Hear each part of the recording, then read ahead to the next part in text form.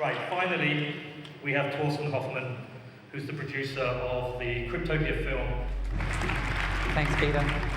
5 years ago, I made a film about the history of money, banking, and Bitcoin.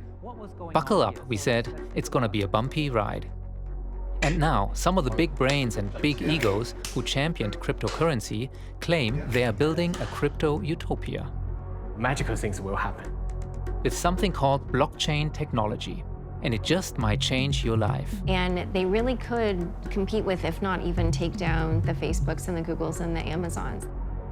My name is Torsten Hoffmann, and I'm going to put some of these claims to the test.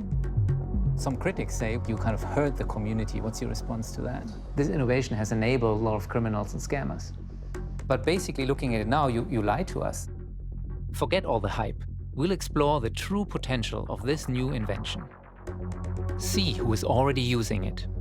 Making it really easy and simple for people to own a piece of a solar farm or a wind farm. And go deep into a secret bunker that holds billions in Bitcoin. And we cannot talk too much about it because it's pretty secret what is down there, right? If Bitcoin succeeds, it will be at least $1 million per coin. We'll learn lessons from the past and meet those building the future.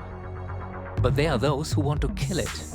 Join with me in introducing a bill to outlaw cryptocurrency so that we nip this in the bud.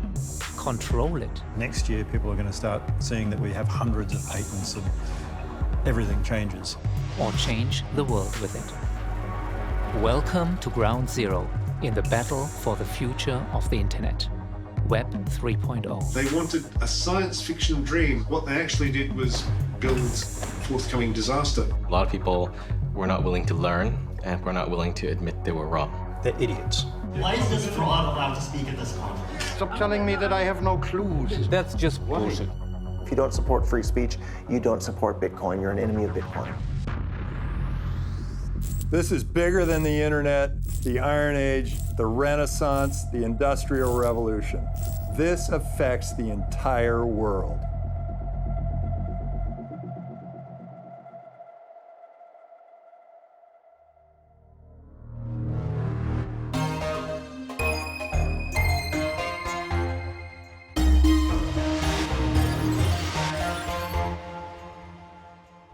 For years and years, I've been researching blockchain technology, cryptocurrencies, the market booms and busts, and many have asked me to explain Bitcoin to them, but I think this is why it's so difficult.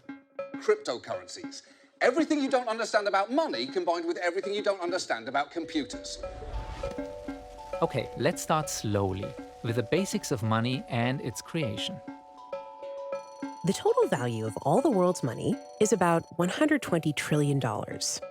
What you probably didn't know is that each new dollar is created by governments and banks as debt, which needs to be paid back by someone in the future, with interest. That's why there isn't enough money in the world to repay all that debt. And there never will be. Oh, and almost all of the world's money is already digital, just entries in a ledger, usually managed by a bank. Only a small portion exists as physical currency, like cash or coins. Think of it this way. Your employer deposits $1,000 into your bank account. Then you pay $200 in taxes, $500 for rent, $200 for bills and shopping, and so forth. Whether you use credit cards, debit cards, PayPal, or bank transfers, they're all just pluses and minuses in different digital ledgers. That's why there's almost no need for physical money in our daily lives.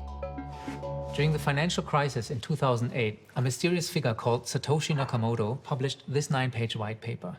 It said, with Bitcoin's open source software, we can create our own money without banks or governments.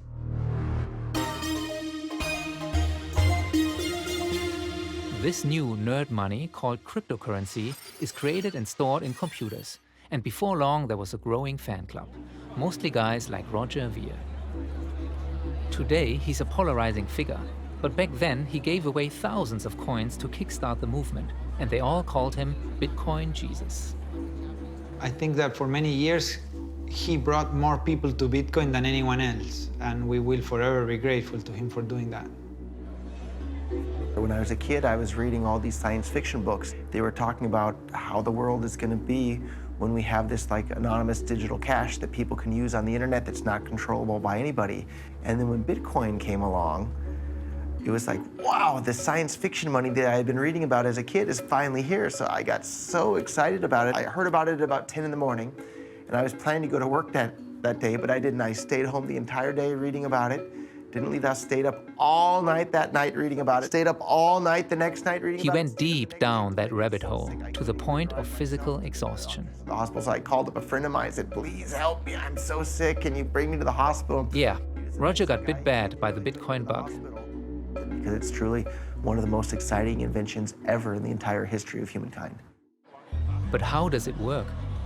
When my friends ask me to explain, well, I often start with this analogy. Imagine a bank vault where you have a safety deposit box. Your key opens one of the boxes, where you can securely store physical valuables like gold coins. In Bitcoin, there are digital keys. Think of them as very long passwords. Your private key gives you access to a wallet, which unlocks billions of unique Bitcoin addresses. Each one is a virtual safety deposit box that only you can open with your key. And there are more addresses in this virtual vault than atoms in the universe. The doors to these boxes are transparent. You can see inside them. Here's one with digital money, 0.21 Bitcoins. Sending them from one box to another is what's called a Bitcoin transaction. We'll explain that later, but for now, just remember that these digital coins can only exist inside these transparent address boxes, can't be copied, and can't ever leave the vault. And this vault is owned by no single entity. You don't need permission from a government, a bank, or a corporation to use it.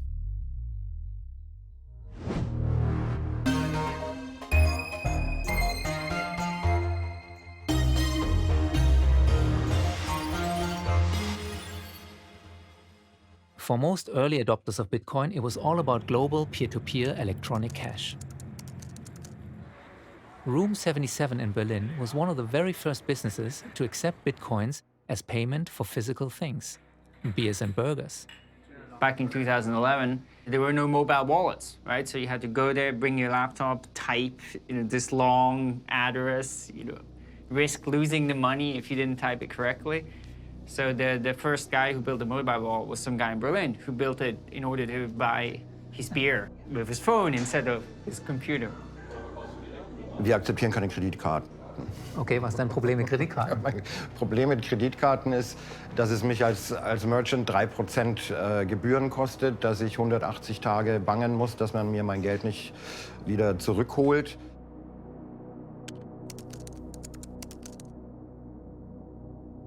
Credit cards are an old technology and actually pretty complex, and your payment details are shared with many middlemen. Each of these parties are also taking a cut of the action, which is built into the price of nearly everything you buy.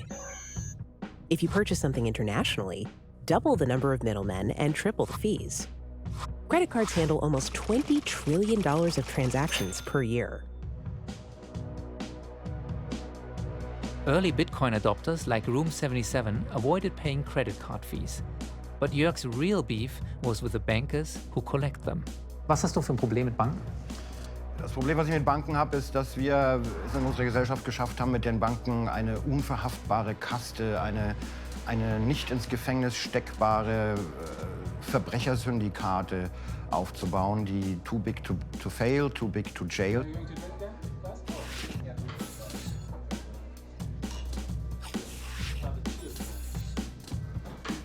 HSBC ist ein großartiges Beispiel mit 10.000-facher Beihilfe zum Mord.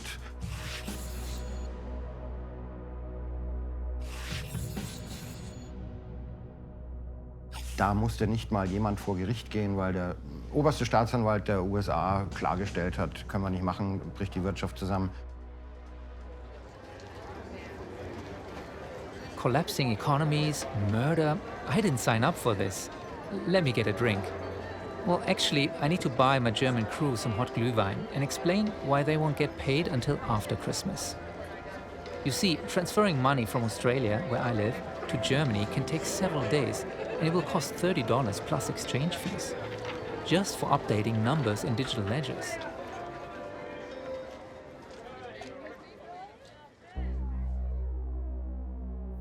After all, it's just moving data. I can send a picture or video to anyone on the planet almost instantly for free. We live in the age of the internet, but the banks won't send the data after 5 p.m. or on a weekend? That doesn't make any sense. So what if those slow and expensive middlemen with their multiple ledgers could be replaced by a giant database synchronized over the internet? That's the big idea behind Bitcoin. And it's run by a decentralized global network of powerful mining computers and regular laptops. Here's how it works. When I pay my cameraman, what's really happening is that I use my key to open my wallet and then instruct the network to send Bitcoins to his address. Most Bitcoin apps use QR codes to identify an address. You scan it, then swipe to use your key and approve the transaction. This information is shared throughout the global network within seconds. Every 10 minutes or so, one miner, using a tremendous amount of energy, beats all the others in a contest to solve a very difficult math problem. That miner is authorized to arrange the most recent transactions into a structured block and is rewarded in Bitcoins for this work. All of the data contained inside each block is represented by a checksum. The miner now adds the new block to the previous one. That's why it's called the blockchain. Now the ledger will be updated globally. The checksums of the previous block match the beginning of the new one, which are baked together forever. It's impossible to tinker with the data inside the block without changing the checksums and breaking the chain.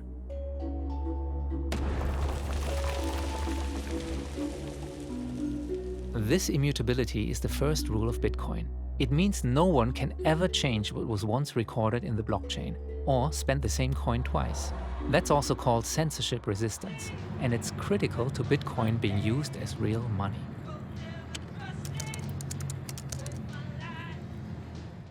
Award-winning journalist Laura Shin tells me a story about women bloggers in Afghanistan being paid in Bitcoin. One of the women had an abusive husband and saved up her Bitcoins and eventually was able to divorce him because she was able to control her money when she earned the Bitcoins. In my first film, the early adopters said that this kind of financial freedom for everyone was just around the corner. World's most populous network is adopting Bitcoin. That's the internet. The world's largest economy is adopting Bitcoin. That's the internet. We have transcended borders. It's totally failed as electronic cash. David Gerard says it has unbanked the banked more than it has banked the unbanked. He's an outspoken critic of this technology. It's not very good as a payment system. There's a small payment use case if you want to trade in things that the government doesn't want you to trade in. That's David's polite way of saying illegal stuff. In 2011, most of my partner colleagues were saying three things. So whether the drugs, pornography, arms sales.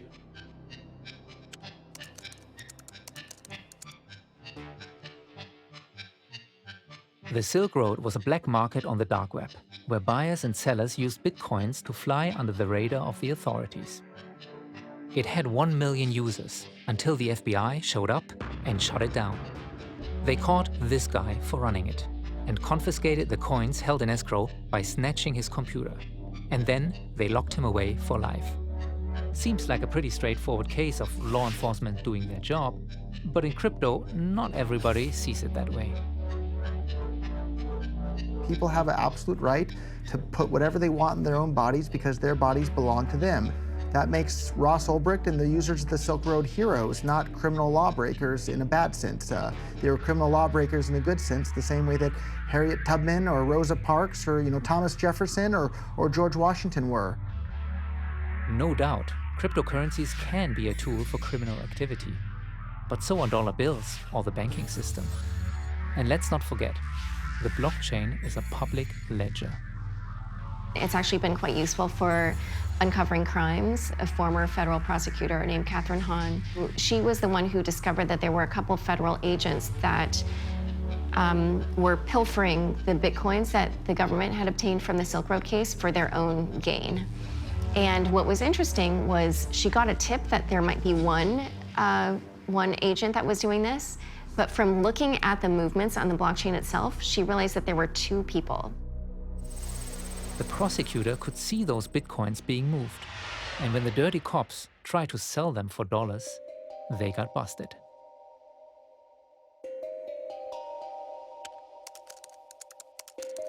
But what makes bitcoins worth stealing? Why do they have value at all?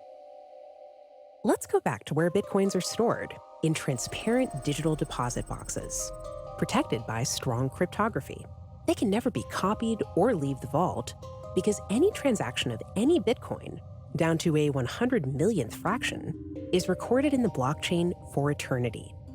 This synchronized global ledger is shared among thousands of computers worldwide. That's why it can't be compromised or altered. Think about that. We can make an infinite number of perfect digital copies of a movie, a song, any file.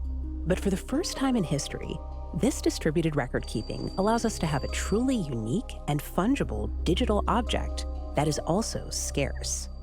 If you could count all of these virtual coins, you'd find about 18 million of them today. The mining reward is the only way new coins are created. In the first years of Bitcoin, miners competed for 50 bitcoins every 10 minutes. Then, their reward for processing transactions dropped to 25 bitcoins, then 12.5, and then half, again and again, every 4 years. It's good old-fashioned supply and demand.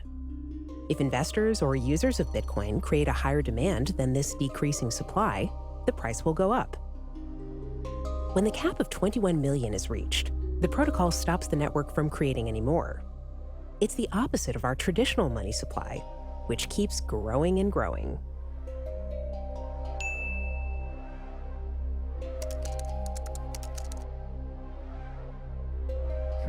An unlimited amount of dollars versus a very limited supply of bitcoins. You do the math. If you use euros or dollars, you might not care about a little inflation per year. But if your currency isn't stable, you might be a trillionaire in paper and be dead broke.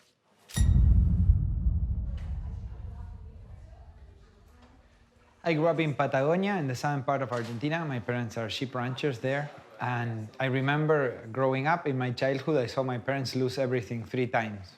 First because of a huge devaluation, then because of hyperinflation, and the last time because the government confiscated all bank deposits. I think that today there are billions of people, at least 4 billion people, who would be a lot better off by having access to a form of money that is non-political and more democratic.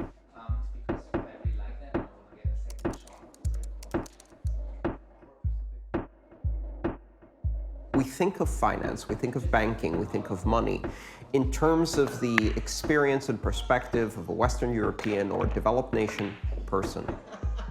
And that is really just 1.5 billion people who have a very privileged financial life. What about the other 6 billion?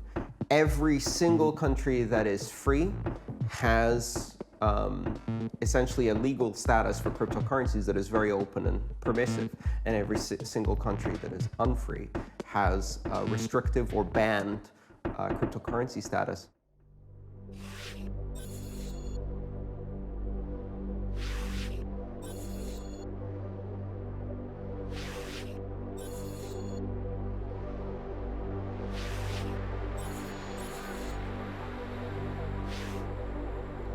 This is the Berlin Wall, still a powerful symbol of a government trying to control its citizens.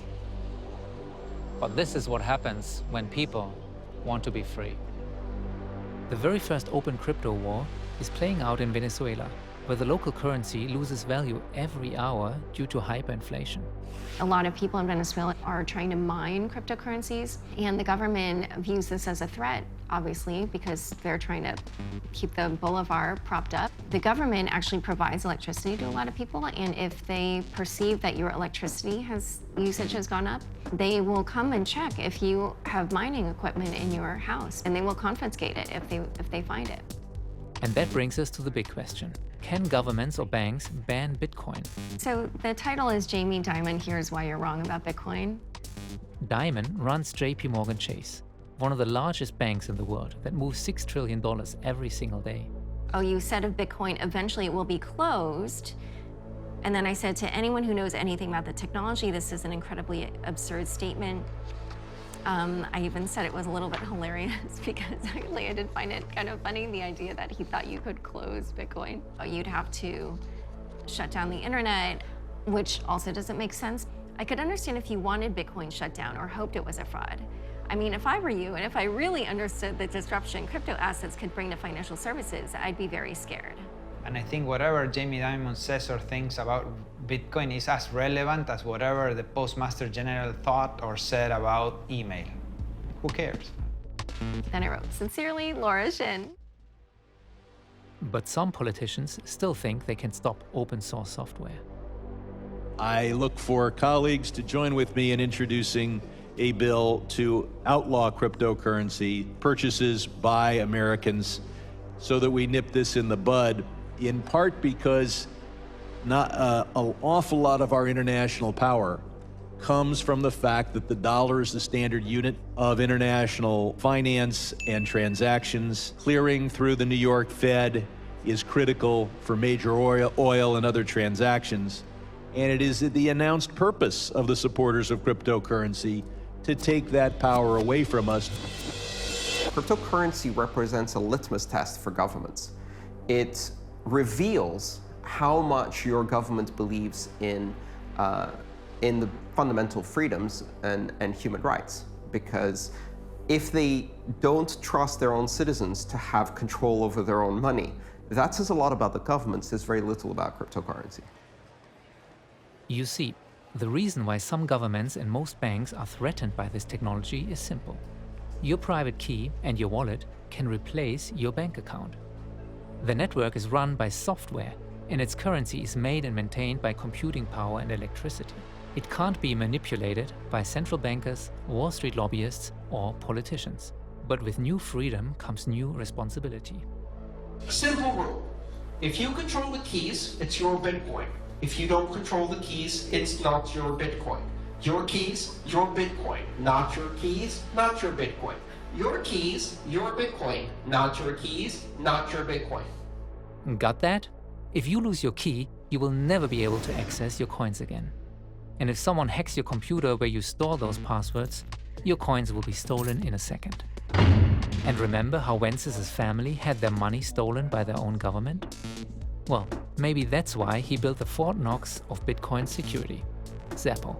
Most of our 7 million customers are in emerging markets. In countries where there's problems with the currency, we have explosions in activity like Venezuela right now or Turkey. And we developed this system of vaults where we have 5 private keys for each one of our Bitcoin addresses. We keep those private keys in an offline server that has never been online, will never be online. It's inside the vault. The vault is inside a bunker, usually deep underground. Our main one is in Switzerland in a decommissioned military bunker. I just had to see it for myself, even though it took months for us to get cleared for a tour.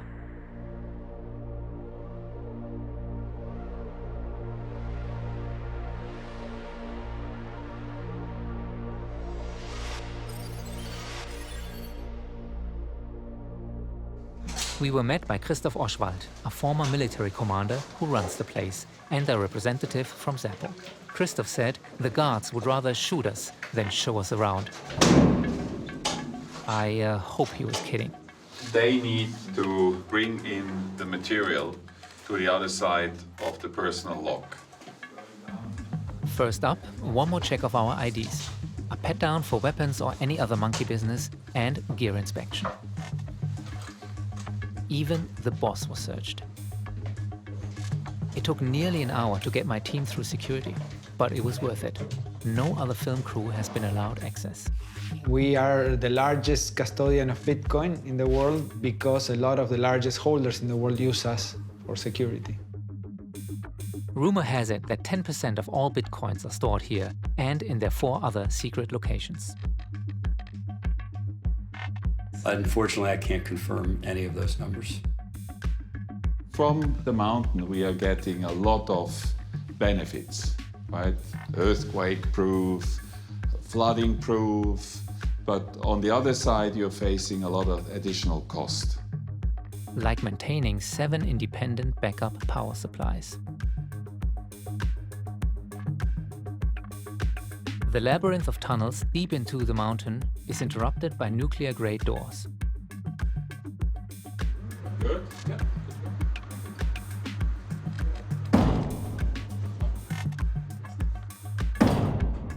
It's a level of security applied to all of the data Christoph protects here, not just for Zappo.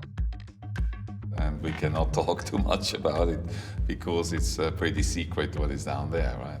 Are we allowed to film there? No. There were doors that remained shut and security measures we weren't allowed to see. And some of those checks may be biometric, including the eye and a fingerprint scan. And the fingerprint scanner also makes sure that you are alive, so that you didn't cut someone's finger and you're just using it to open a gate. Yeah, so you must have a pulse.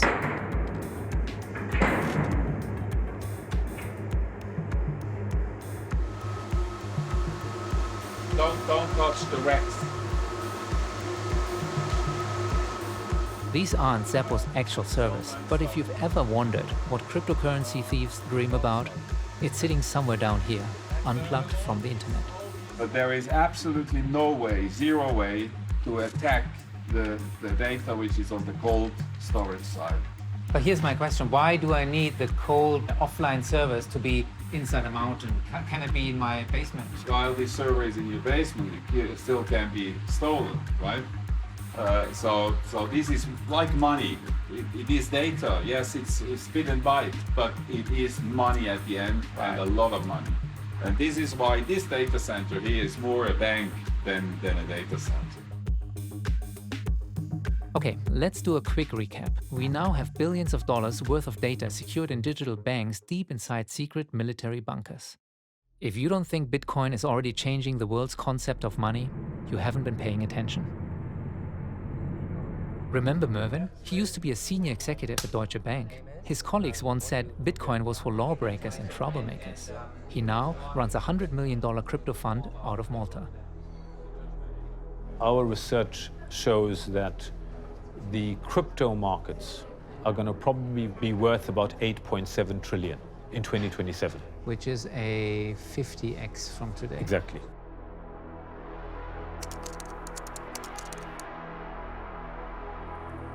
Most financial analysts say you better stick to your shares and bonds and dollars. Bitcoin is dangerous nonsense, far too risky as investment. To others, Bitcoin is an escape hatch that will take them away from risk, an insurance against a financial doomsday, a way out of the debt crisis, negative interest rates, trade wars, and economic downturn. They say it's an anti-fragile asset, uncorrelated to financial markets.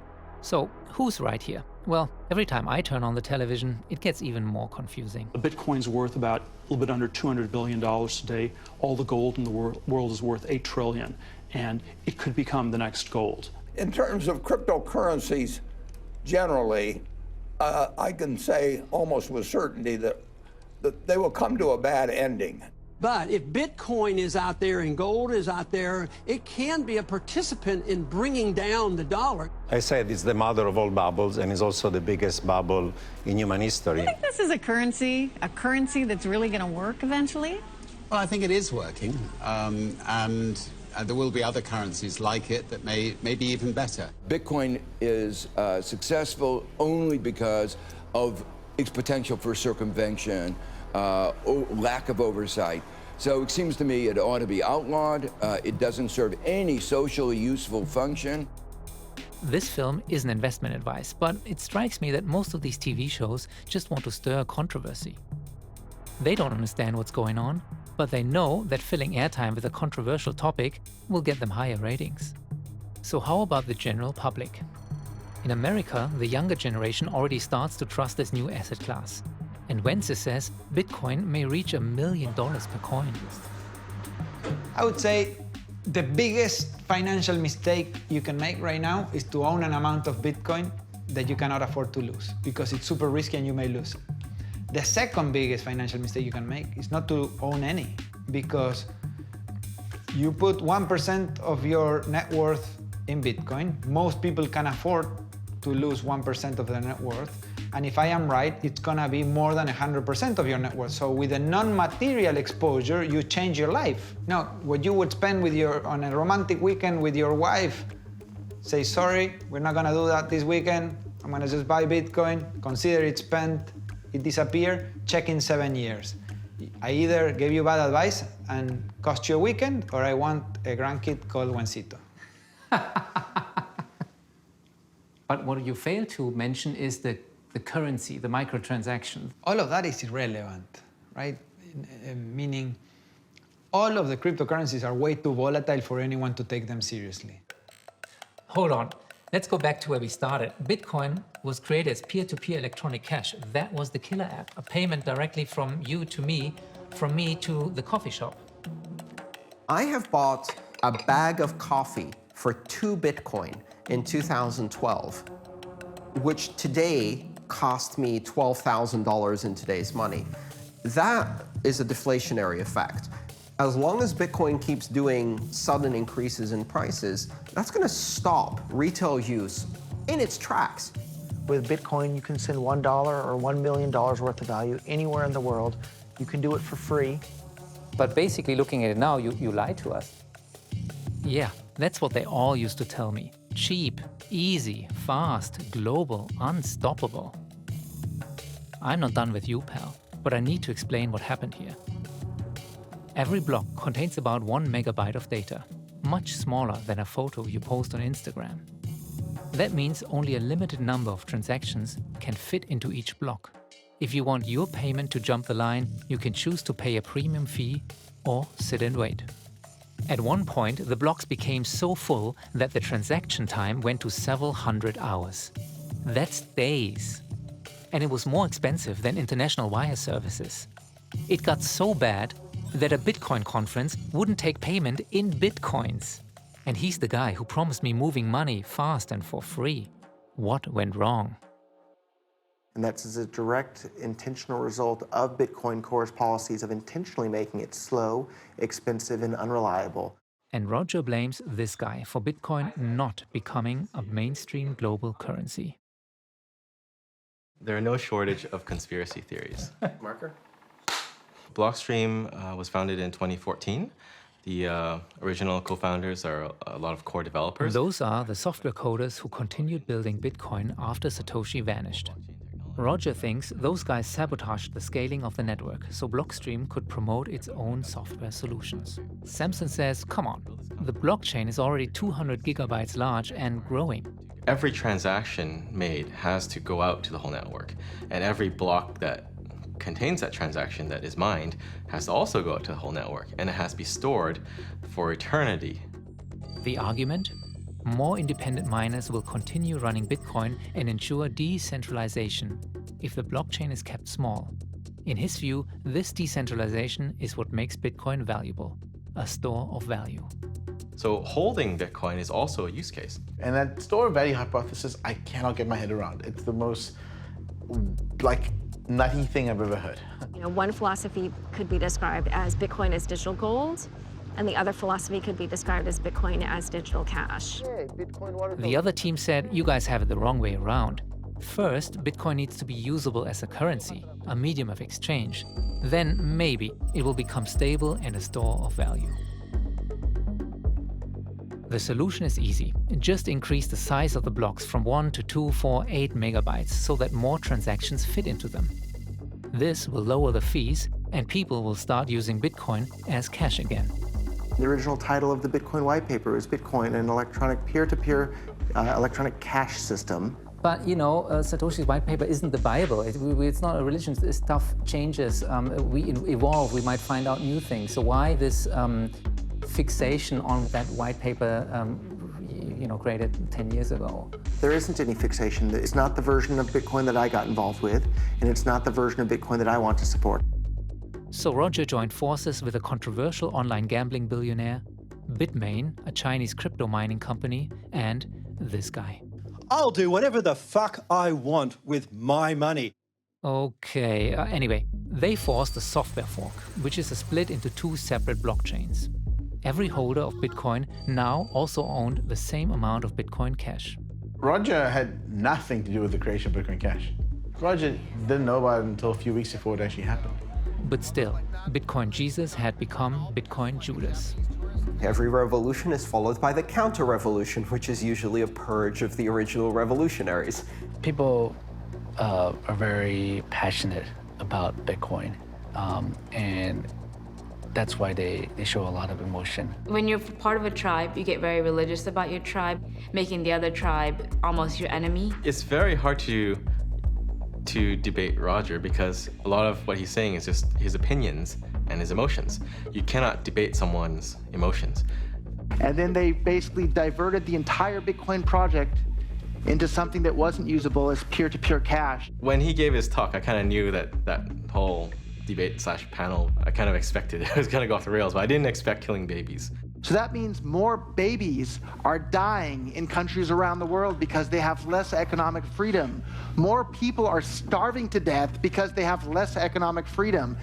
People are literally dying because of this. I'm not exaggerating. This is a life and death matter. And remember that list of promises the early Bitcoiners championed? Cheap, easy, fast, unstoppable. I forgot one. If you don't support free speech, you don't support Bitcoin. You're an enemy of Bitcoin. Censorship shall not be abided. In fact, I myself have tried posting just a direct quote from Satoshi Nakamoto, the creator of Bitcoin. I think Roger complains a lot about censorship on Reddit, but Reddit is just one of many platforms. Word for word quote from Satoshi without any additional commentary from myself at all, and I've had that post deleted. Even though I may not agree with a lot of things that Roger Ver is doing now, I do sympathize with him and his frustration with being censored. They're literally censoring the words of the creator of Bitcoin. Ultimately, it's just a forum that these guys set up to talk about Bitcoin, and they can do whatever they want with it, right? When I first started covering the space, everyone was united in their struggle against the establishment. Now, the industry has grown so much that there are competing parties, propaganda machines, conspiracy theories. It looks a lot like politics. The biggest fight within the Bitcoin ecosystem is over at the moment is who has the right to the name Bitcoin. But at the end of the day, I think the version of Bitcoin described in the Bitcoin white paper has the strongest claim to the name Bitcoin than anything else, and that's Bitcoin Cash. Roger owns Bitcoin.com, and he has every intention of bringing Bitcoin Cash to the masses. Even if it means that some people coming to his website think that they're buying Bitcoin, but they're getting Bitcoin Cash. I think it's fraudulent to say that and causing people to buy Bitcoin Cash when they actually want to buy Bitcoin. Nee, also das ganze B-Cash-Ding ist für mich schlicht und einfach ein Betrug. Wir haben hier Kunden, die versehentlich, weil sie dachten, sie kaufen Bitcoin, B-Cash gekauft haben. Die brechen hier zusammen, hysterisch, wenn ich ihnen erkläre, dass sie gefälschte Bitcoins gekauft haben. So Bitcoin Core fans say Roger's hijacking the brand name. And Bitcoin Cash supporters claim that Blockstream is hijacking Bitcoin's development. I mean, yeah, it is a conflict of interest because they're developing this open source protocol in a way where their company can benefit from it. Everything we're doing is open source, so it's not like there's some secrecy or anything. You can see all the code that's committed, and it does go through this vetting process. I mean, they have had influence. I mean, I wouldn't say it's not true, but I don't think they have enough influence to actually corrupt Bitcoin. We no longer have anyone maintaining the project just because we don't want that potential conflict of interest. But in a way now they've won the battle anyways. So who won Bitcoin's first war? Well, both parties got their way. After the split, the market valued Bitcoins much higher, and Bitcoin Cash transaction fees were much lower. The benefit of the scaling debate or civil war was Bitcoin was battle tested.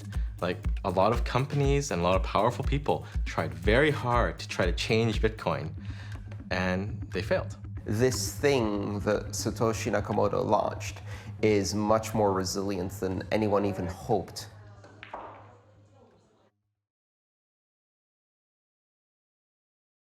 I know. You want to find out what any of this has to do with this new Cryptopia, a revolutionary internet. We'll get there, I promise. But first, we need to go from Bitcoin's original blockchain to hundreds of blockchains.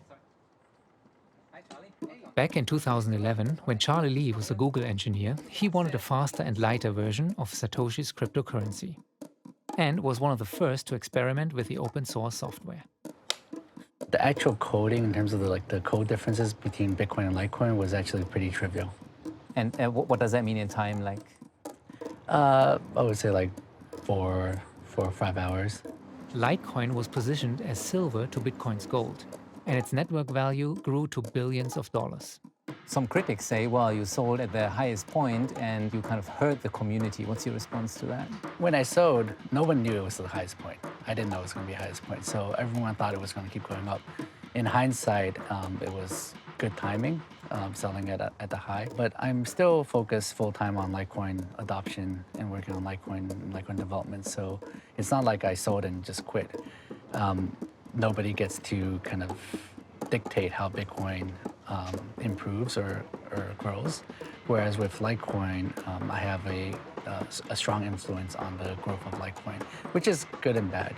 It's kind of like difference between a benevolent dictator versus a democracy. The benevolent dictator is more efficient, but you have to assume that the benevolent dictator stays benevolent. Let's put a pin in that. Litecoin was one of the first alternative cryptocurrencies, or altcoins. Some of the early adopters, like Charlie, made fortunes. Soon, there were hundreds of coins made by cryptographers, copycats, and conmen. There's a coin for bloggers, a currency for online gamers, one with anonymity, and even one for banks. But can this invention unleash something even more powerful than digital currencies? Back in 2014, I met the kid who knew how to do it. Hi, I'm Vitalik Buterin, co-founder of Bitcoin Magazine, founder of Ethereum, and just general Bitcoin and cryptocurrency advocate. Just 19 years old, Vitalik was on a mission to make money programmable. Vitalik is a very, very smart guy. The thing about Vitalik is he was pushed away from Bitcoin because he had gone to Bitcoin core developers and tried to build Ethereum on top of Bitcoin, and they basically said, nope, not interested. So he built a separate blockchain called Ethereum, with its own currency called Ether. Comparison might be Bitcoin is like a spreadsheet and Ethereum is like a spreadsheet with macros. Using our analogy, Ethereum allows you to store cryptocurrency and computer code in the same secure box. Here's how a smart contract might work. Let's say I bet Charlie that a Litecoin will be worth $200 on January 1st of next year. We each put an Ether into a box along with a smart contract, a simple program that automatically checks the price of Litecoins on that future date. If I'm right, the money goes to me. If I'm wrong, it's sent to Charlie. A smart contract is neither smart nor a contract. It's a dumb program. And once you understand that all it is a dumb program, that clarifies a lot of stuff. And the word contract there is in the meaning of finance. Most financial arrangements are pretty simple and clear-cut. A bet with Charlie, your home loan, an insurance policy. Just two parties and some form of exchange of value based on a set of rules called a contract. The same is true for global financial markets. Think bonds, futures, derivatives, credit default swaps. They're all just contracts, and the world economy runs on them using middlemen who all charge high fees. Proponents say that if we used smart contracts, we could tell the bankers, lawyers, escrow agents, and Wall Street finance guys to take a hike. A soda machine is a smart contract machine, right? You stick in $1, you get a soda.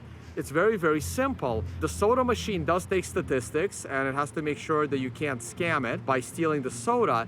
But Ethereum and the people that are trying to decentralize this will tell you that that transaction, that smart contract between you and the soda machine is so critical that it needs to be globally processed and saved at 100,000 decentralized computers because it is so sensitive. And in reality, 99% of all of these contracts, they don't need this kind of censorship resistance. You know, in 2 years' time, and people will see this film, or in 4 years' time, I think it will be an interesting historic moment. So what we're doing is we're saying we have this Ethereum network. Inside the Ethereum network, there's this asset called Ether, and we're actually going to be selling Ether. We're going to be selling Ether at a rate of 1,000 to 2,000 Ether for 1 Bitcoin, and that's how we're going to raise all the money. It worked. Vitalik figured out a way to fund the Ethereum project, and it made his investors very rich.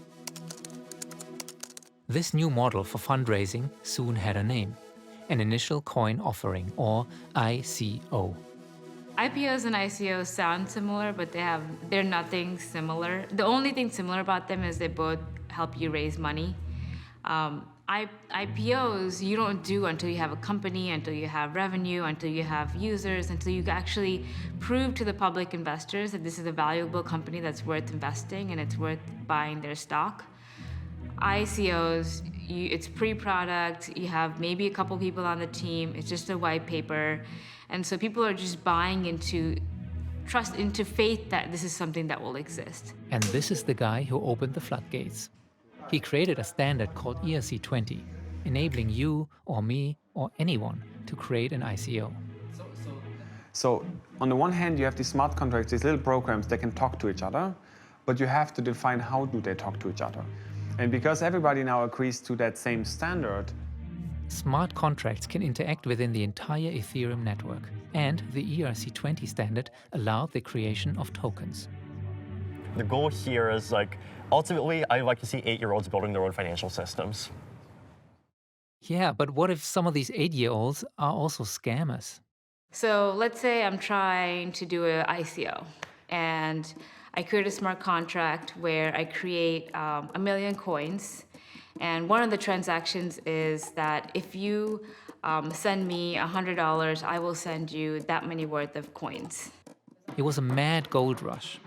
People realized, wow, if I can just pull together a project in a white paper, I can raise money. Like a lot of money.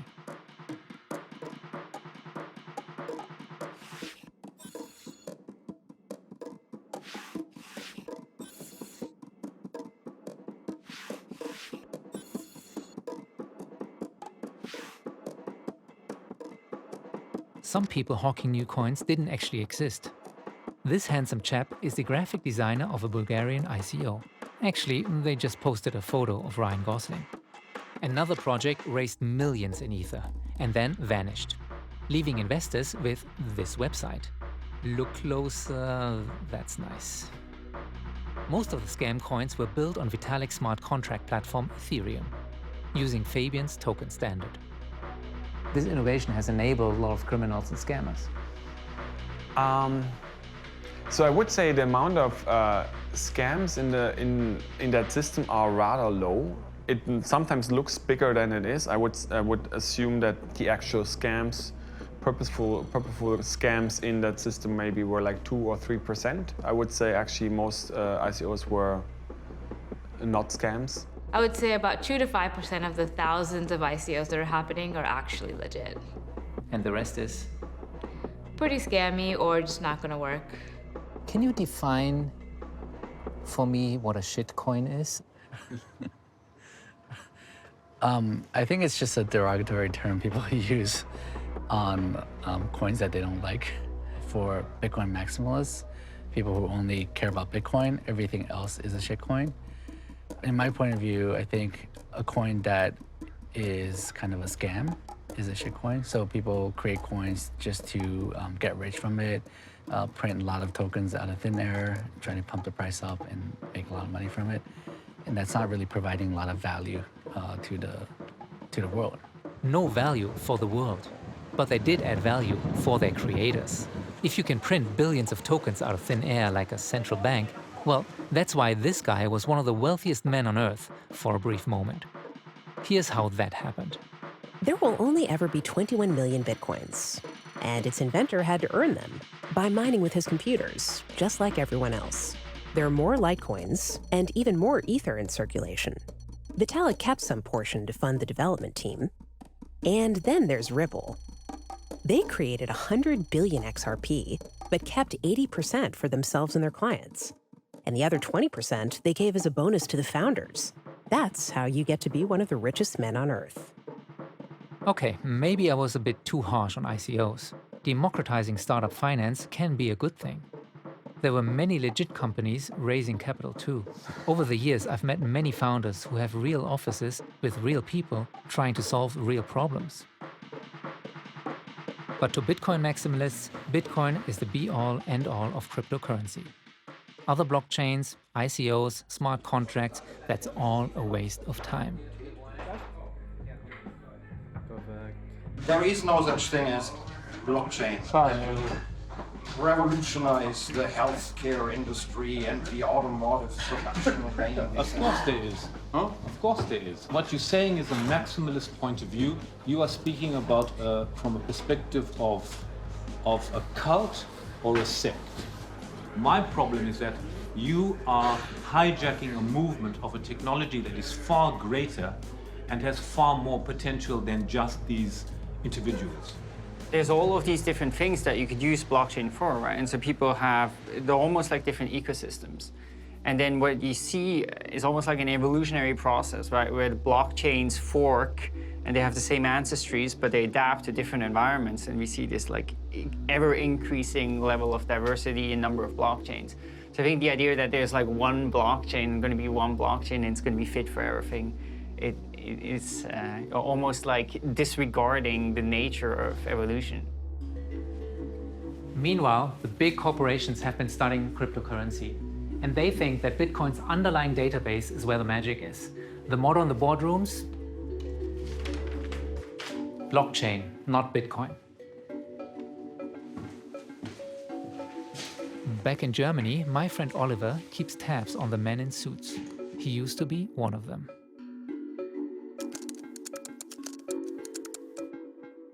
Also es sind fast alle großen Unternehmen, die dort Aktivitäten haben. Ich kenne beispielsweise bei den großen Autoherstellern, bei BMW gibt es eine. BMW is looking at using the blockchain for their future fleet of electric cars to interact with public transport. Lufthansa wants to see if the blockchain can better track parts and maintenance.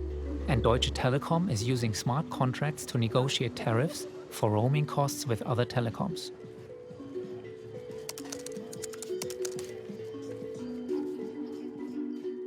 If we can store trade certificates and shipping documents on the blockchain, you can check to see where those organic avocados really came from, who grew them, who packed them, and who shipped them.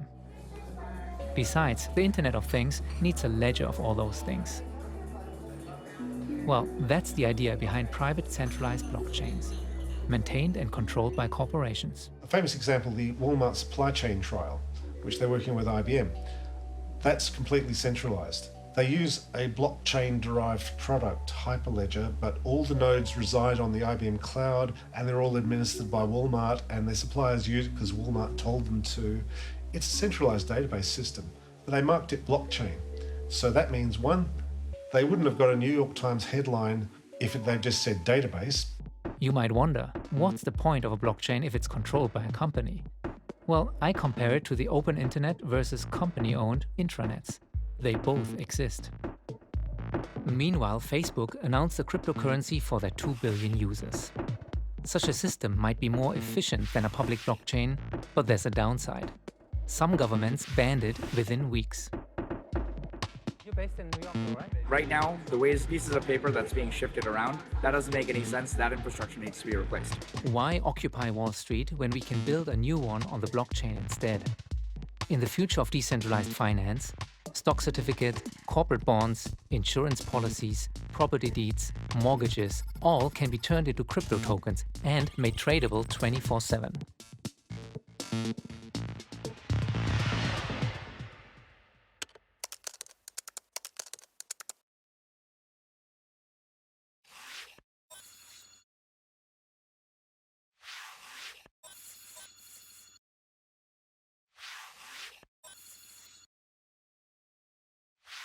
What's much more exciting than tokenized securities of traditional businesses, where it's just equity that you pass around, is totally novel digital securities that you couldn't do before, right? Novel use cases where you could kick back cash flow on a continual basis. I think some examples of this that we're seeing now are MakerDAO, Binance, which has Binance Coin. That's actually much bigger of an opportunity because it represents something totally new.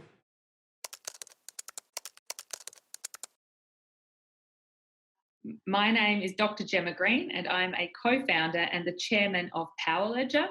And we use the blockchain to enable electricity trading, energy asset financing, and carbon markets. This award-winning Australian company wants to take us to a carbon-free economy faster. Gemma has identified a problem. Apartment buildings, often the buildings are tenanted, and it means that if there is solar panels, the owner of the apartment isn't really incentivized to put in solar panels or batteries because the tenant benefits. But using our platform, the tenant will pay their electricity bill to the body corporate.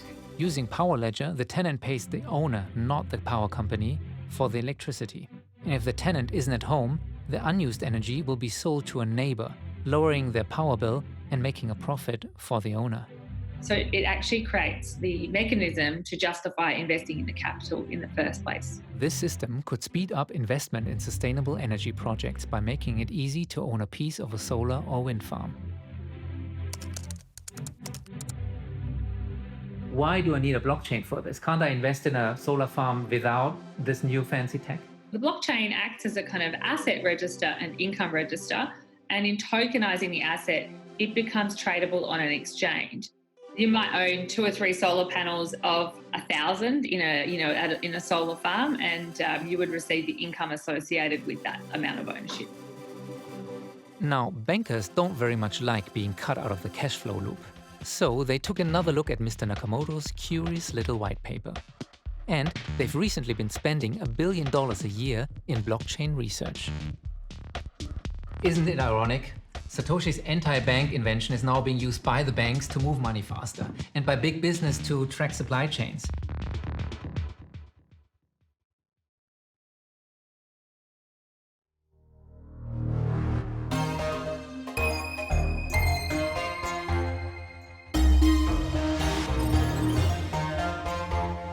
Cryptocurrencies, digital tokens, public blockchains, private blockchains, where is the killer app?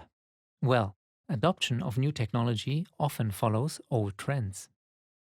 My name is Mark Ventresca. I'm here at Oxford, the University of Oxford, on the faculty.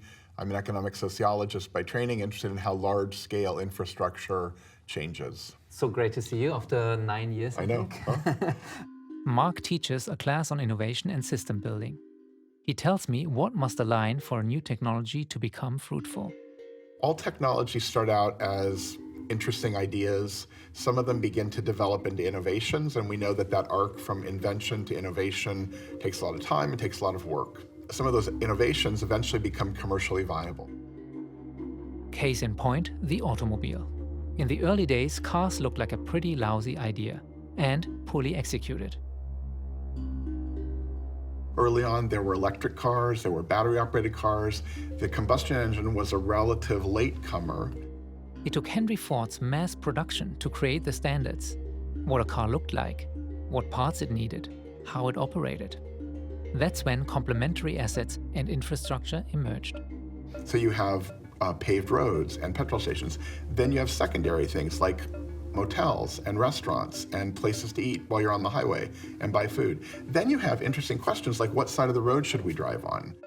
An entire ecosystem had been built, but it wasn't a smooth transition by any means. The imagery here is there are maybe a couple of hundred, 300 or 400 companies that try to get into this space, but they're not car companies, they're bicycle manufacturers or steam engine manufacturers.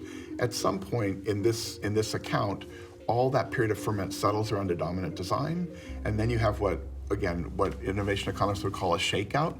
They would say you go from 300 or 400 producers, all of them vying to shape this emerging space, this emerging thing called the automobile. You may then drop to 20 or 30 manufacturers, and then you may drop to 5 or 6. It took 50 years for cars to go from curious invention to finely tuned mass market product. 50 years to change the world as we knew it. Your destination is on the left. But our story isn't about cars or roads. I want to learn about dominant designs of digital technology. That's why I came to the Computer History Museum in the heart of Silicon Valley. So you're looking at the console for SAGE, which was probably the first computer network. There were 23 centers around North America to warn against Soviet bombers, and they were waiting for World War III. The US military and some American universities asked this guy to create a new kind of network to connect their separate networks. This young girl got up and she had a bunch of questions, but her first one was, how did I manage to convince all the governments of the world to let us build the internet? And I said, well, except for the handful of us that were actually working on the internet, nobody else really thought it was a very good idea, and so you didn't think it was going to lead anywhere, and we pretty much had free running room. Yes, that's the man who co-invented TCP/IP about 50 years ago. That's the original academic paper. You can think of TCP as the backbone of the internet. But back then, there were many competing technologies. There was a very big battle over the protocols. TCP/IP didn't just win by default. It won through attrition by basically being better, simpler, easier to deploy than all of the other proposals. And more scalable. And it had a lot of competition from phone companies that tried to make the internet a closed, metered, controlled system. They tried to do what people are trying to do today with blockchains, which is take the open decentralized network and turn it into this sterile, closed corporate system where they can charge by the minute and be in control. The internet's ultimate victory has a dirty little secret. The men in charge of promoting it were employees of the military, with the muscle and the cash to beat the competition. And then there's email. Email, I heard that's really neat. Email was perhaps the internet's first killer app. Then, in the early 90s, Tim Berners-Lee introduced the World Wide Web as a 20-page proposal. Soon, there were browsers that made it more accessible and user-friendly for the general public. I think that the internet is going to be one of the major forces for reducing the role of government. The one thing that's missing, but that will soon be developed, is a reliable e-cash. Still, few understood the potential of this new tech. From people that thought it would just be the world's greatest library to some of the early cypherpunks, who are the direct fathers of crypto and certainly blockchain-type ideas, who thought, much as today, that it would create kind of a commons that was outside of the direct control of normal laws and governments. That's ironic, because the US government funded it in the first place. The spiritual forefathers of crypto who built the early internet thought it was a new technology for global freedom of expression and a blank canvas upon which they could build their dreams. Boy, that sounds familiar. And the media? They didn't quite know what to make of this new thing either. But sure enough, they found juicy stories about the dark side of it. Which was the internet is full of criminals and pedophiles and pornographers. And it's too dangerous to use your credit card on it. It's full of scams. We're seeing the exact same story now. We envision technology as if it were autonomous, as if it were simply outside of human and social experience. What we see are technologies that become shaped by commercial interests, by political and regulatory infrastructure, by actors who are acting for many reasons, right? Where do you want me? Remember Bob? The big telecoms wanted his thoughts on a little idea they were kicking around. They had a meeting where they were trying to figure out how they could buy the internet. If they couldn't kill it, well, why not own it? I got asked that myself by an executive at a large information company. It was probably in 1990, if they could buy the internet. I remember asking them, well, why don't you buy the world economy? You can own everything. Why don't you buy the weather? And you can control that too. As the internet's momentum and hype grew, investors threw money at entrepreneurs and shady characters.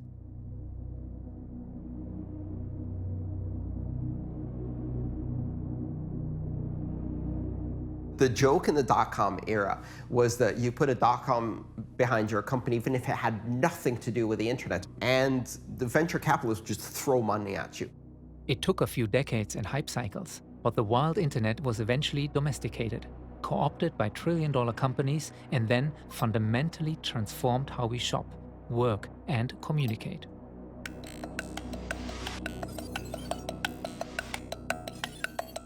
Speaker's Corner in London's Hyde Park. For 150 years, this has been a safe place to stand on a soapbox, to sell your ideas, preach the gospel, badmouth the king, or promote communism. Today, with the World Wide Web, we can stand on giant digital soapboxes. Using Facebook, Twitter, YouTube, we can share our ideas or start a fight with anyone on the planet. Interest of the overwhelming majority. Well, almost anyone.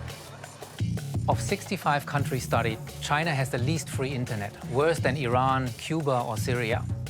A police force of more than 2 million cyber cops and the world's most sophisticated artificial intelligence system keep China's web content clean and users in check.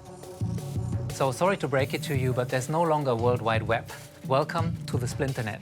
No, it's not just in China. In Russia, Wikipedia is illegal. Facebook is outlawed in Bangladesh. There's no WhatsApp in Dubai. Twitter was banned in Turkey after news about government corruption spread. And Saudi Arabia shut down the region's largest news service, Al Jazeera and the BBC. Meanwhile, in India, the entire web was turned off 100 times last year. To be fair, some of the censorship is to prevent terrorist recruitment or to stop violent mobs from hurting people. But I think government's control over the internet has gone just a little too far. Hello, I'm from the Australian government. Do you have something to hide? We've taken the UK's fascist spying law and made it even more fascist. To test this shit fuckery, we chose Australia, the weakest of the Five Eyes Alliance, thanks to our lack of a Bill of Rights. So international data requests will now be funneled through us, compromising not just Aussies, but all of you fuckers too. You're welcome. Hold on. Satoshi turned money into code. Code is just letters and numbers, which is speech, right? So money now is speech, which is a pretty powerful idea if you think about it. But if Bitcoin is this uncontrollable, uncensorable technology, can the blockchain also enable global free speech? In some places, it already does. One Chinese student tried to report a sexual assault and was silenced by her college. But she knew that she could attach a message into the metadata of an Ethereum transaction. So she spent 15 cents, and now her letter outlining her story and the threat she received is on the public Ethereum blockchain, where it will remain unchangeable forever.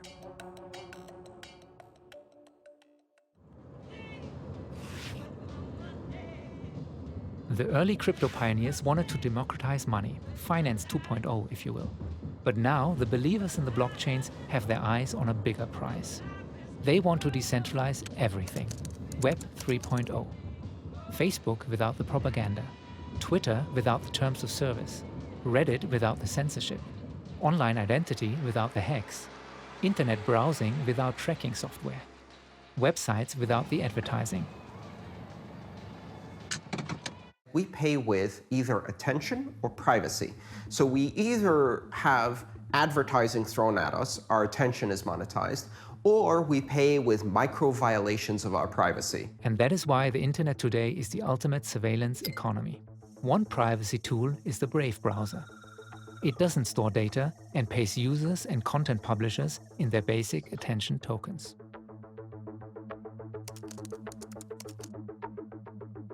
What most people in the crypto space are probably most excited about is this notion that we can create these kind of user-owned decentralized networks. You can, for instance, offer file storage in the way that an Amazon does, or that you could offer search, the way Google does, but do it in a peer-to-peer fashion without this behemoth at the center extracting rents, and do it in a way where all the people that are users of it can benefit.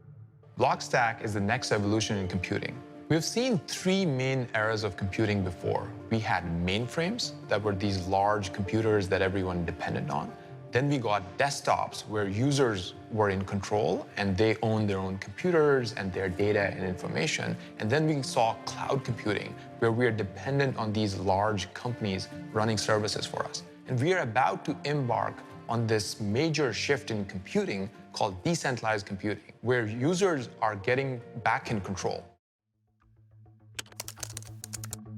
And they really could someday compete with, if not even take down, some of the big tech giants like the Facebooks and the Googles and the Amazons that we know. That's a tall order. It is, but I mean, who would have thought at the beginning of the internet that Wikipedia would beat out Encarta? These Web3 promises sound good, but my professional network is on LinkedIn. My personal photos are on Instagram. If I deleted my accounts, I'd lose everything. These services aren't just walled gardens, they are digital prisons. Data is locked up in several companies, and we don't own it. The companies own it. But they use the data to mine it, to advertise to us, to sell us things, to manipulate us, to change our behavior. And Ocean Protocol is the answer to freeing up the data and giving the power back to individuals. So how do we plan to do that? It's essentially an operating system on top of Ethereum that allows for people to share data, storage, algorithms, and computation in a way that preserves privacy. It's too early to tell whether projects like these can succeed, but I do like the idea of digital property rights. Wouldn't it be nice if companies paid us in cryptocurrency when they use our data, and if we control who has access to it instead of our digital overlords? And then there's the question of our most precious information, our very identity. If you take the history of mankind, a lot of blood has been shed getting to democracy, right? The idea that every man has a vote in the world. And I take it kind of personally because I was born in South Africa during apartheid, the child of Indian immigrants, and we were not allowed to vote, right? Vinny tells me that in the United States alone there are 14,000 different paper forms of birth certificates issued by local authorities. There are mistakes on them, and even identity theft starting from birth. All your information is already out there. There's 5 hacks a day happening. So how do you prove that you are who you say you are?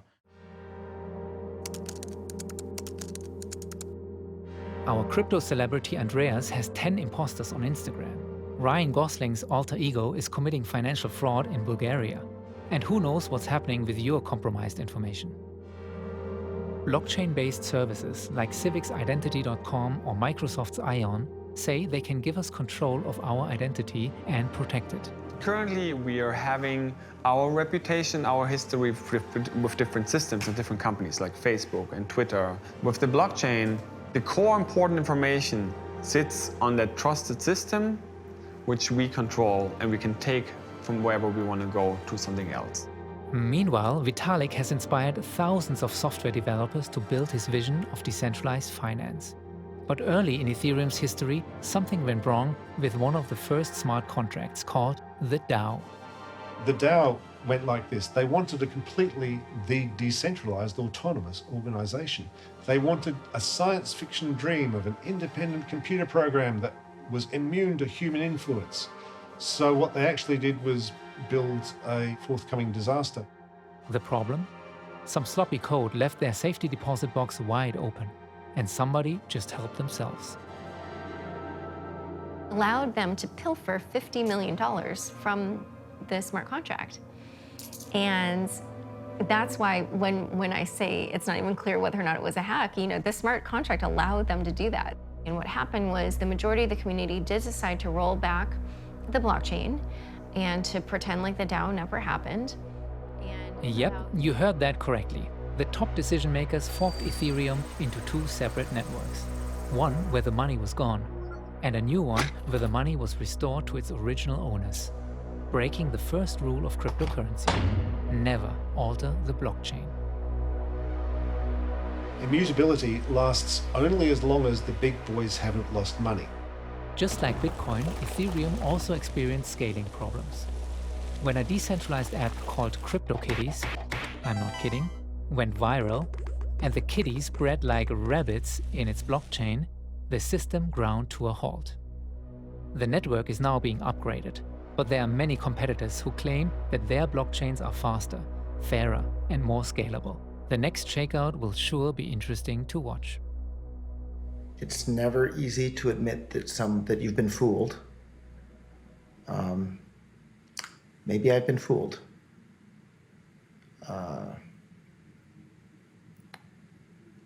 Maybe.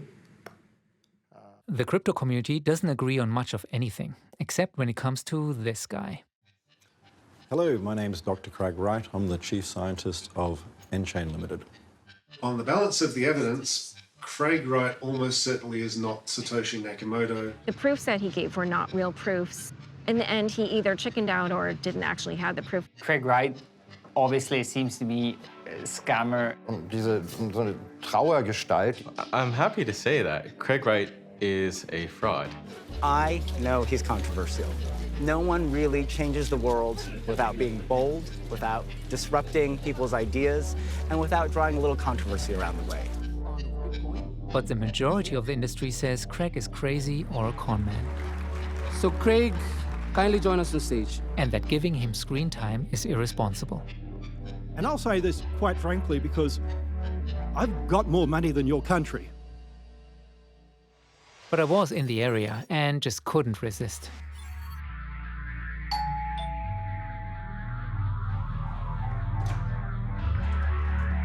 A few quick facts. Craig is the person who claimed to be Satoshi Nakamoto on the BBC. But his cryptographic proof didn't check out. And since then, many just see him as an imposter. I'm the guy with a law degree that used to work for federal police and military intelligence. You would actually be the perfect supervillain for us because everybody kind of doesn't believe you, hates you. What do you say to your critics? Do I start with a muhahaha? Many people are hated early on because they're not understood. If it doesn't have a use, it shouldn't have a value. Right now, practically everything is a Ponzi. I don't particularly like Ethereum, it's a dead end. They can say whatever they want about ERC20, except practically everything they're doing that they want to solve, I solved years ago. Decentralization was never the point of Bitcoin, ever. I was called a fool then, and I'll be called a fool again, and every single time I'll be right. I picked up Mastering Bitcoin the other day, and I opened page 1, and I went, this is wrong. Silk Road was the worst thing to ever happen to Bitcoin. You seem to think that nobody else has anything interesting to say. You've already solved the problems many years ago. That's kind of the vibe that I'm getting here. Fairly much, yes. Okay. Turns out, Craig's playbook is patents. Some say he's a patent troll. Well, I've got a bucket list bit, which is to beat Edison, which, as silly as it sounds, came from a Simpsons episode. To beat Mr. Edison, I needed to get 1,085. And right at the moment, I'm on white paper 1,074. For each white paper, he claims to file about 1.1 patents. The first 163 will be very shortly public. Next year, people are going to start seeing that we have hundreds of patents and everything changes. We file PCT and keep them secret as long as we can. So that's a huge philosophical disagreement between myself and Craig. So I think government patents are a government-granted monopoly. The big brains and big egos who broke away from Bitcoin couldn't hash out their differences. So there was another split. Craig's new coin also claims to be the real Bitcoin. And he wants to enable blocks 1,000,000 times larger. Updating and storing this giant blockchain will be impossible for normal computers. I just can't figure this guy out. Is he a genius, a madman, a fraud? Maybe all three. And a lot of the things he say are very, are just wrong technically. However, I did calculate that nChain spent tens of millions of dollars to develop and file these patents. And some have been granted. What's the point of having a war chest full of IP if they aren't going to enforce it? So basically what I'm looking at is stuff that nobody's ever really seen in the community. That's correct, yes. As soon as the price of Bitcoin and the cryptocurrencies went higher, what did most people do? All they did was start adopting all the worst behaviors of bankers, scamming the market, centralizing wealth in a few hands. I think that's called human nature. So everyone wants to change the world simply because they're not in the position of power. As soon as they get into that position, they do exactly the same thing. So guys like you will build a better future and we can trust you guys better than the bankers? You don't have to trust us. That's the beauty. We're building a trustless, decentralized system that gives power to people.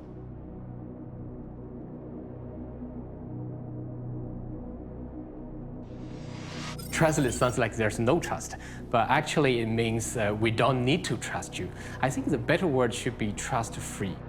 about 1/3 or maybe half of all the cost of all the transactions are paid to establish trust between trading parties. Like we're paying for lawyers, we're paying auditors, we're paying even police, even regulators, government to build trust, to ensure everything will be enforced. So trust is quite expensive. Blockchain is the first time that we saw some technology that can eliminate the cost or reduce the cost of trust dramatically. Magical things will happen. Trust may be expensive, but it's also in short supply. All around the globe, people have been losing faith in the media, institutions, and governments. So what if this new technology could fix one of society's biggest issues? But the question remains, what if you are cheated? What if your password is stolen and the money, the contracts, your identity is gone? If code is law, who administers justice? Aren't you worried that the promise of decentralizing power is kind of in jeopardy with you and Charlie and Vitalik and Craig as such central figureheads? Yeah, I really wish there weren't public figures or leaders. I want everyone to lead themselves, but sadly, that's not the world we live in. If you're going to look to a leader, choose your leader wisely. But just how different are they from our current political, financial, and business leaders? Are their systems really resistant to corruption, immune to manipulation, and worthy of our trust? Maybe that's why the best bet is on the only project without a figurehead. Bitcoin doesn't care about human drama, bad press, or what anyone thinks. Yeah, sure, it hasn't succeeded as a global currency yet, but in the past decade, it has been the world's best performing financial asset. So we're back to where we started, the genius who vanished. With Satoshi being gone from Bitcoin, Bitcoin is really a very decentralized network and currency. He was intelligent enough to know that a system without a father was going to be much more robust than a system with a father. No father, maybe, but without leaving a will, the kids are now fighting over the meaning of his invention and the inheritance, projecting their fears and their fantasies onto his legacy.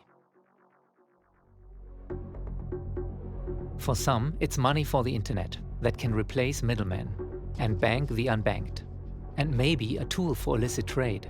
Or is it digital gold, a totally new asset class?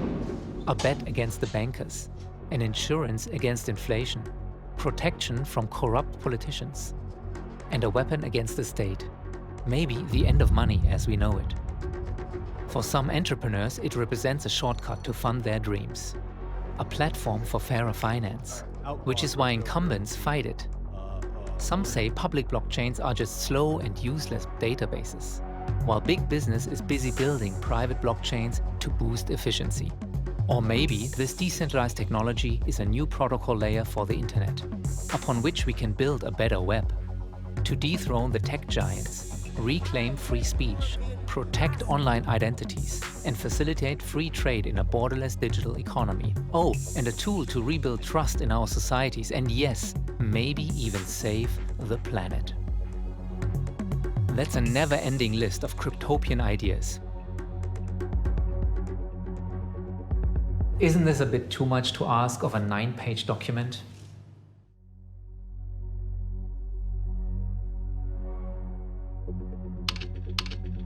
Yeah, sure, the internet and the web started out as white papers too, but it took decades before its infrastructure was built, became user-friendly, and ready to scale globally.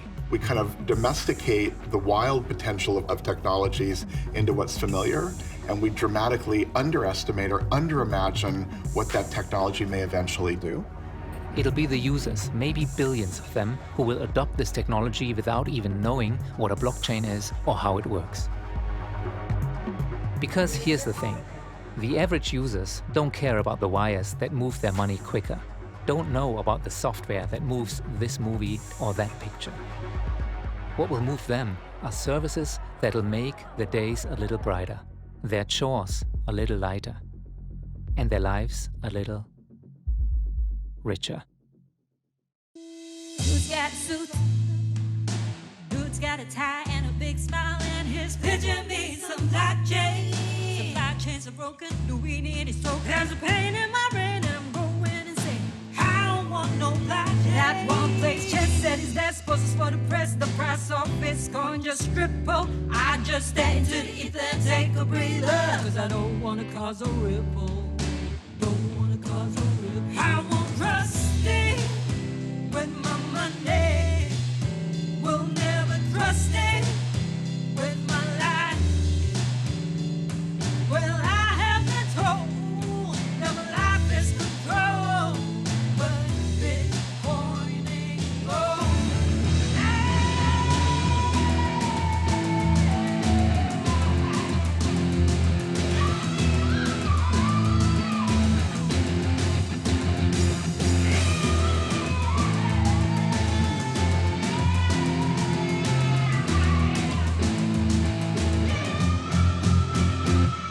That guy speaks code, runs full node. This is new money production. Talk brand woods of illicit goods. This is a weapon of mass destruction.